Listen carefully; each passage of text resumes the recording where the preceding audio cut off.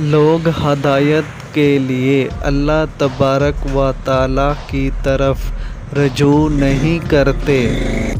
بوڑھے آدمی نے اطمینان سے بسم اللہ پڑھی اور حجام کی کرسی پر بال کٹوانے کے لیے بیٹھ گیا۔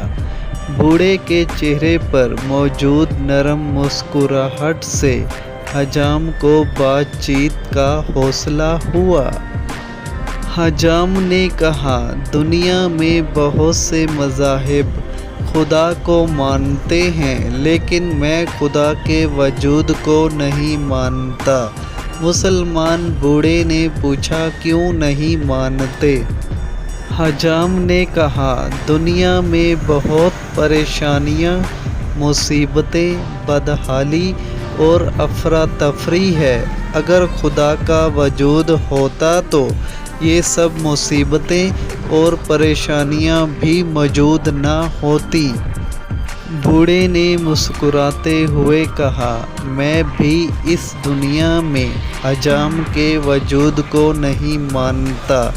حجام نے پریشان ہو کر پوچھا، کیا مطلب؟ میں آپ کی بات نہیں سمجھا۔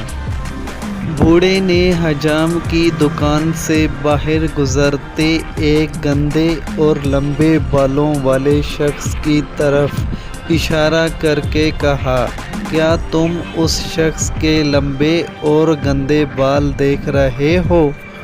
حجام نے کہا، جی ہاں، لیکن اس کا میری بات سے کیا تعلق؟ بوڑھے نے نرم لہجے میں کہا، اگر حجام ہوتے تو لمبے اور گندے بالوں والے لوگ بھی نہ ہوتے۔ حجام نے کہا، ہم موجود ہیں لیکن ایسے لوگ ہمارے پاس نہیں آتے۔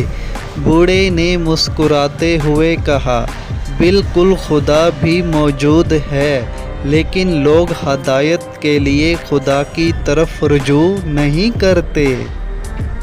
نوٹ: اس پیغام کو دوسروں تک پہنچائیے تاکہ اللہ کسی کی زندگی کو آپ کے ذریعے بدل دے۔